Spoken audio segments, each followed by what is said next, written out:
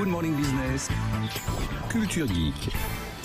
Anthony Morel est donc un robot. Un robot pour les personnes âgées, ce qu'on appelle les robots compagnons, les robots de téléprésence. Il y en a déjà plein au Japon. Ça commence à arriver en France. Et donc, ce petit robot que je vous ai apporté, qui s'appelle Cutie, alors qui est en fait c'est un robot qui est monté sur roulette avec un écran en guise de visage. Il est assez mignon d'ailleurs. Ah, mais le visage qui est dessiné sur l'écran est... Ah bah c'est toujours ça. Hein. C'est choupin. Cutie, c'est ça, cute. C'est exactement ça. Il est très mignon. Tout mignon. Et donc, l'intérêt de ce robot, c'est qu'il va permettre, grâce à son écran, aux personnes âgées de rester en contact, alors soit avec la famille, en lançant des systèmes de visioconférence évidemment, ou alors avec un médecin. On va pouvoir lancer des téléconsultations à distance très facilement.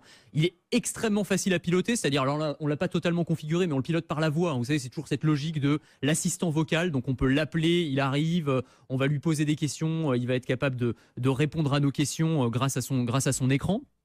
Et alors, ce qui est intéressant, c'est que je vous coupe parce que je pense à ce que nous dit Bruno Bonnel, qui est au cœur de cette révolution depuis un bon moment et qui avait eu des débats d'ailleurs avec d'autres concepteurs de robots. Et il dit, la clé quand même, c'est qu'on ait envie de lui parler. Ouais. Avant tout, vous pouvez lui mettre des fonctionnalités de dingue. Il faut que vous ayez envie de lui Absolument. parler. Et c'est vrai que cette petite tête adorable, c'est toujours ça. Vous crevez d'envie de lui parler. Le design est super important, on le sait bien. Dans les robots, il faut que ce soit mignon, pas trop humanoïde pour pas faire peur aux gens, pas trop haut non plus. Et c'est pour ça, d'ailleurs, il fait la taille d'un enfant à peu près. C'est toujours ça. Ils ont toujours ça en tête, les concepteurs de robots. Et ce qui est intéressant aussi, c'est qu'ils ont mis en place une plateforme où la personne âgée, puisque c'est destiné aux personnes âgées, va pouvoir entrer en interaction avec, alors ça peut être un cours de cuisine, un cours de poterie, des bénévoles qui vont lui faire visiter un musée, par exemple, le petit jeune avec son smartphone qui va se balader dans le musée. C'est l'autre point important, c'est que on sort peut-être d'un moment où on pensait que les robots allaient tout faire très très vite, pour revenir à des choses beaucoup plus rudimentaires, mais beaucoup plus utiles. Basique, simple, mais utile. Effectivement, c'est du très concret.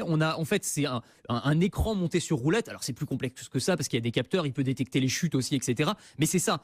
C'est vraiment l'écran, en fait, qui compte, la simplicité d'utilisation et le fait simplement de pouvoir entrer en contact avec quelqu'un via ce robot. Ouais, c'est ça. Une sorte d'évolution de la box qu'on a maintenant tous chez nous. Elle évolue et elle nous accompagne un peu plus loin. C'est l'étape d'après.